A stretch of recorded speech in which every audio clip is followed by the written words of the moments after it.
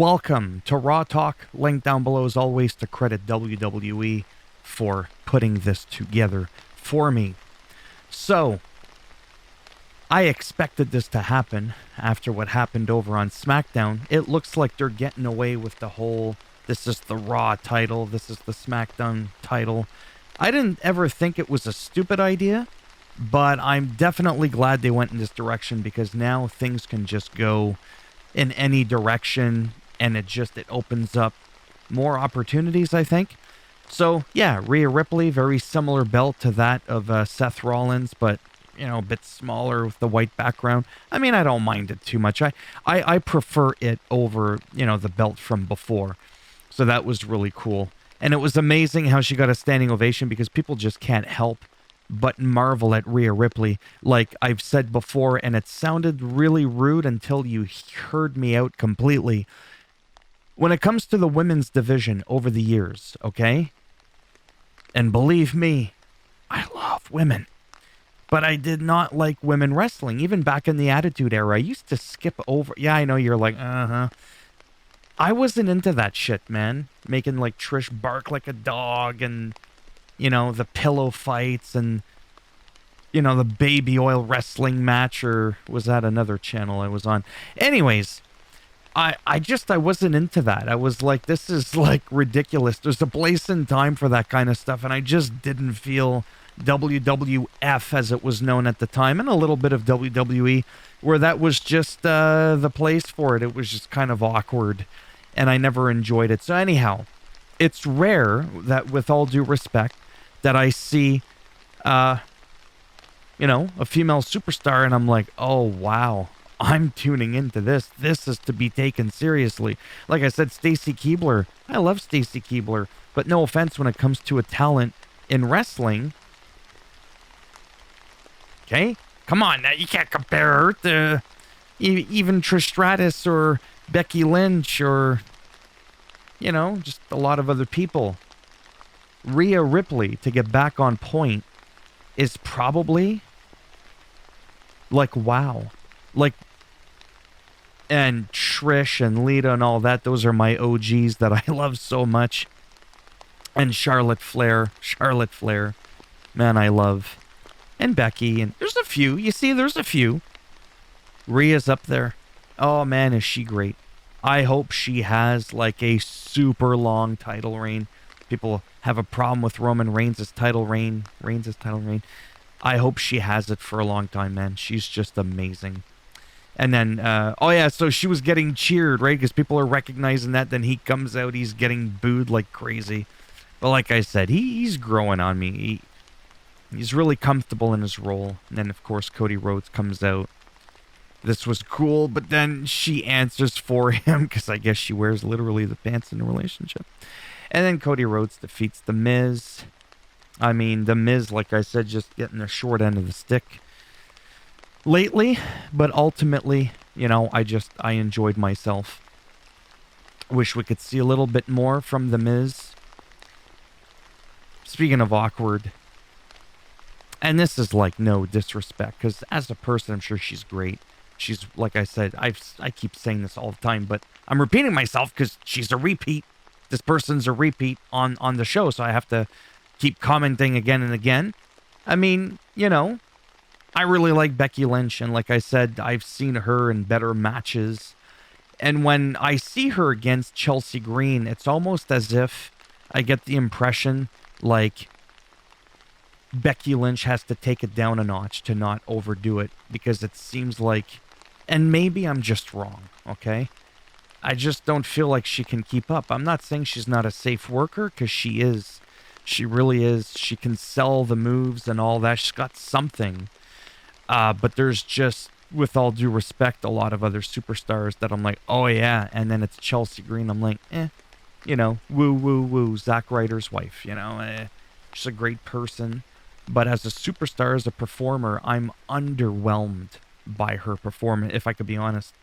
But I'm glad that she's in WWE. I really am. I'm actually really happy for her. I think she does her role really well in terms of like, her character and all that. She sells it like amazing. So she's a great talent that way. I just don't see it in the ring compared to a lot of other superstars that, do it for me much more. So that's that. Again, love Becky Lynch.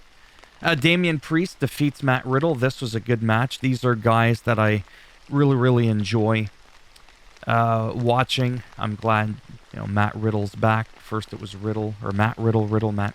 It went back and forth because there's been some controversy, which I'm not going to get into in this video. Maybe some other time, just like my controversial shirt that I'm wearing. I liked it. Again, this had the E in WWE. I was entertained. Simple as that. Really not much to add. This was like a good, whatever you want to call it. I don't know if they call this a mid-card match. Just whatever. It was a good match. And it wasn't something that I was waiting for it to end. Right? For me personally. Bronson Reed. Now this was cool because I love Bronson Reed and Ricochet. Just so good. And then Shinsuke, comes out, blah, blah, blah. Then he gets disqualified there. Ricochet gets disqualified and there's a bit of tension back and forth. That was an interesting dynamic. 'Cause you don't see that too often. Two faces or two heels kind of getting in each other's way there. And, yeah, it was nice. I liked it. Sorry, I got distracted by a few things. See, there was some of it there. Some of the backstage heat. And then Finn Balor. We'll get into that in a minute. Oh, well, there you go. There you go. And Finn Balor challenged Seth Rollins. Money in the Bank. And then Seth was like, which version is it? Because 7 years ago, Finn defeated Seth for the first ever Universal Championship. And then he had like a bunch of injuries, like really nasty ones, sidelined for a year. So that was like an amazing angle because it wasn't made up. It was real. And, oh man, I love Finn. He's underutilized. He deserves a belt. I don't even remember don't tell me that was the last time he had a belt. Like, Jesus Christ, man. Dude is just like, he's amazing. Like, he really, really is. To me, he is on par with Seth Rollins. Really. In terms of, like, just everything. And, anyways, it was nice to see this. And they're going to face at Money in the Bank. And I cannot wait to see that. Now, this sucked because, like I said, I really like Raquel. I really like Ronda Rousey. Shayna Baszler, not really. Whatever. She's good. That's not the point.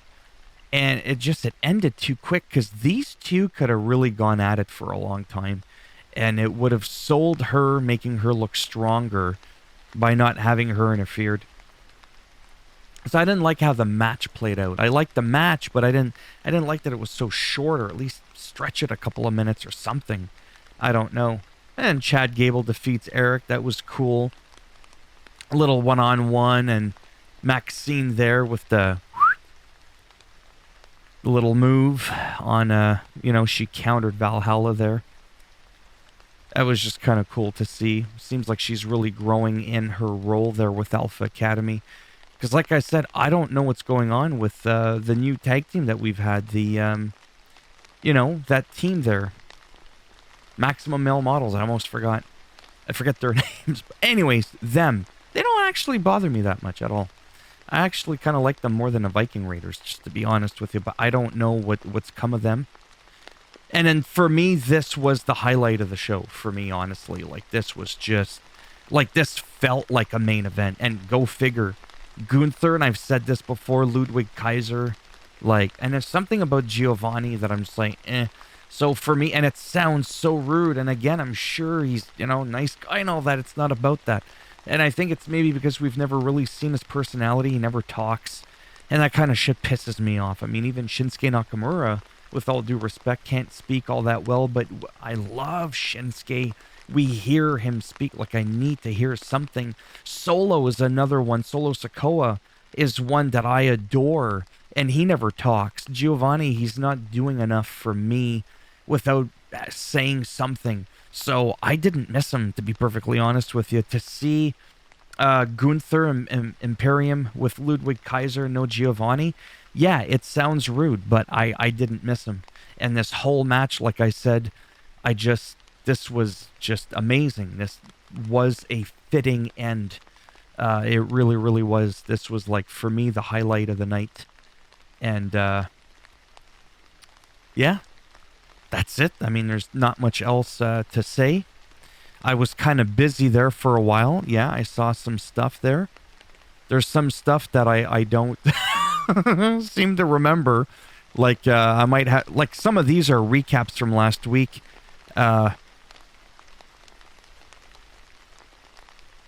Yeah, what the heck? I remember Into Shirt. That was last week, wasn't it? I don't remember that being this week. I could be wrong, but I'm just like... Anyways, then they did a little highlight on Rhea Ripley, which was really, really well done. Like I said, just amazing. And there you have it. So as always, if you liked the video, go ahead, give it a thumbs up. It does greatly help support the channel with the algorithm. You didn't like the video, go ahead, give it a thumbs down. And I'll bend it in half and twist it, and I'll make sure when you wake up in the morning, you either have my haircut or Dom Dom's haircut. And yeah, if you want to subscribe, I mean, naturally that would be great. But if not, thanks for stopping by anyways. Take care. Let me know down below what you think about anything. Could be the AEW game coming out in like a week and a half. It doesn't just have to be about Raw. It could be SmackDown. It could be AEW, TNA, anything. Shit from the 80s. Anything wrestling related. What do I think of Chris Benoit? Should he be in the Hall of Fame? You know, like literally anything. Kid Dynamite, what do I think of him? He's trash. Okay, move on. You see what I'm saying? Anyways, take care. I'm rambling. I love this shit so much. So close to 1,000 subs. It blows my effing mind. Take care, and maybe I'll see some of you in the next one. Bye for now.